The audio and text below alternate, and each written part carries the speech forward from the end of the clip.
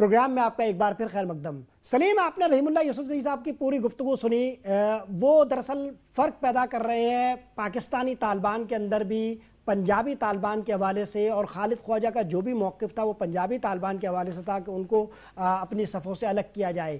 کیا یہ بات یہاں کے جو طالبان ہیں, پختون طالبان ہیں, ان کے لیے قابل قبول ہوگی, اور پنجابی طالبان کا جو رول ہے پوری اس تحریک میں وہ اب ہو کیا گیا ہے؟ دیکھیں طاہر صاحب, ایک تو نمبر ایک تو میں آپ کو بتاؤں کہ ایسا نہیں تھا کہ خالد خواجہ صاحب پنجابی طالبان کے مخالف تھے, اور صرف مسئلہ یہ تھا کہ وہ پاکستان میں ان کے حملوں کے مخالفت کر رہے تھے. ایک سیکشن کے ایک سیکشن جو تھا پاکستانی طالبان کا یا پنجابی طالبان کا, اس کے پاکستان میں حملوں کی مخالفت کر رہے تھے. اچھا, دوسری بات میں آپ کو ایک بات بتاؤں, جو بات میرے علم میں آئی ہے کہ خالد خواجہ صاحب جب وہاں پہ گئے شمالی وزیرستان پچھلی مرتبہ, یعنی کہ اس دورے سے پہلے جب وہ گئے تھے شمالی وزیرستان, تو وہ ٹھہرے ہی اس آدمی کے پاس تھے جو بعد میں ان کا کیپٹر بنا, عثمان پنجابی, ٹھیک ہے نا, اس کے مہمان تھے, اس کے گھر پہ رہے. اچھا, اس دوران وہ حکیم اللہ محسود سے ملے, وہ مفتی ولی الرحمان محسود سے ملے, اور وہ سراج حقانی سے ملے, اور وہاں پر پھر انہوں نے کچھ 14-15 آدمی کمانڈروں کی لسٹ جو تھی وہ لے کے گئے تھے. اس میں لشکر جھنگوی کے لڑکوں پہ انہوں نے اعتراض کیے کہ یہ جو ہیں انڈین پلانٹس ہیں اور یہ انڈین پراکسی ہیں, تو ان کو الگ کر دینا چاہیے. بات یہ ہے کہ یہ مفتی یعنی کہ تحریک طالبان پاکستان جو ہیں, ان کے حوالے سے یہ پنجابی کمانڈرز جو تھے وہ ان کی بہت بڑی اسٹرینتھ ہے پاکستان کے اندر, اور وہ ان کو کبھی بھی اپنے سے الگ کر نہیں سکتے. تو اس وقت مفتی ان لوگوں نے تمام, مفتی ولی الرحمان محسود نے, حکیم اللہ محسود نے ان کی بات سن تو لی, لیکن اس بات کو اپنے دل میں رکھا. اسی طریقے سے سراج حقانی سے وہ ملے تو انہوں نے ان سے بھی کچھ اس طرح کی باتیں کریں جس سے کچھ شکوک و شبہات پیدا ہوئے. جب بعد میں یہ خالد خواجہ صاحب چلے گئے تو ایک موقف یہ ہے کہ جو گاڑی وہ استعمال کر رہے تھے مفتی ولی الرحمان محسود کی, وہ 2 دن کے بعد ڈرون حملے میں تباہ ہو گئی. ڈرون حملہ ہوا اور تباہ ہو گئی. تو اس سے مزید شکوک شبہات پیدا ہوئے. پھر ان لوگوں نے جو اپنے نوٹس کمپیئر کیے تو اس میں انہوں نے نتیجہ یہ اخذ کیا کہ خالد خواجہ صاحب کسی کے کہنے پہ آئے.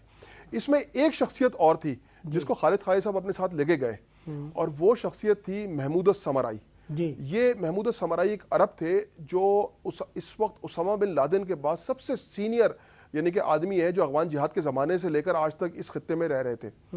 وہ ان کے بارے میں شکوک یہ ہے کہ وہ سعودی ایمبیسی کے لیے ساتھ بڑے کلوز ہیں, سعودی انٹیلیجنس کے لیے کام کرتے ہیں, ان کو بھی ساتھ لے کے گئے تھے. تو یہ تمام فیکٹرز ایسے تھے جس کی وجہ سے بے پناہ شکوک پیدا ہوئے. اور سلیم, آپ اپنی گفتگو جاری رکھے گا, ذرا مجھے ایک بات کی وضاحت کر دیجئے. خالد خواجہ کے ساتھ 2 لوگ نہیں تھے بلکہ 3 لوگ تھے آپ یہ کہہ رہے ہیں, اور ایک سعودی انٹیلیجنس سے متعلق آدمی تھا. سعودی انٹیلیجنس سے متعلق تو نہیں, ایک ایسا آدمی تھا جس پر شک تھا کہ وہ سعودی انٹیلیجنس سے کلوز ہے. اور محمود السمرائی. اور آپ نے یہ کہا کہ ولی الرحمان محسود کی گاڑی پر حملہ ہوا, کیا اس میں ولی الرحمان محفوظ رہے؟ نہیں, اس میں وہ حملے کے اندر وہ گاڑی تباہ ہوئی تھی, خالی مفتی ولی الرحمان محسود ظاہر اس میں نہیں تھے.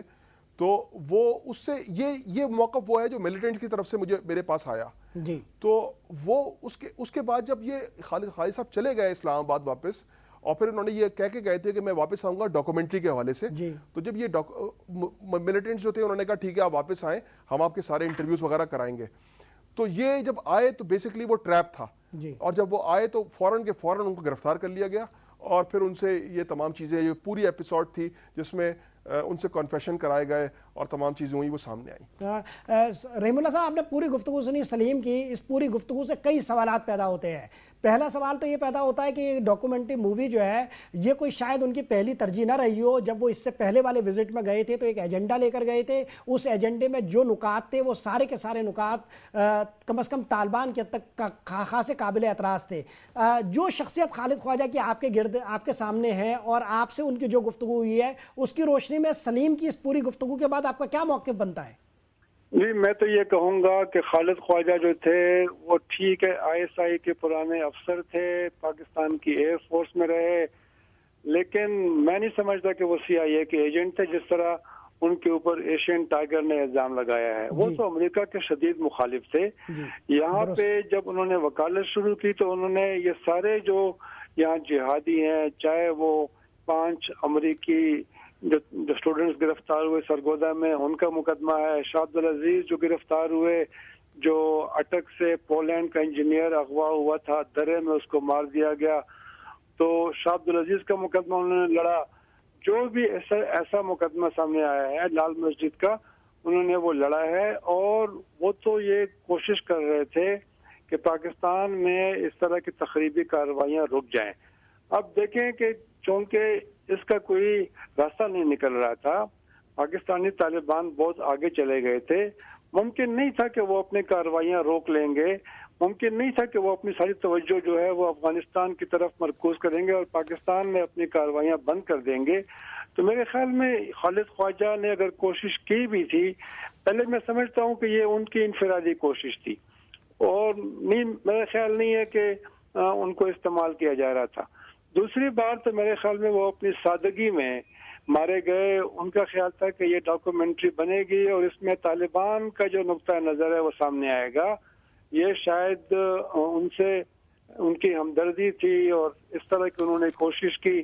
انہوں نے مجھے کہا کہ یہ ڈاکومنٹری بڑی آبجیکٹیو ہوگی اور اس میں ہم صحیح صورتحال کو سامنے لے کے آئیں گے، مغربی صحافی جو ہیں وہ صحیح کام نہیں کرتے. تو یہ ان کا ایک خیال تھا اور آپ دیکھیں کہ ان کو ٹریپ کیا گیا. واقعی عثمان پنجابی یا جو بھی ان کا اصلی نام ہے، انہوں نے ان کو بلایا اور پھر گرفتار کروایا.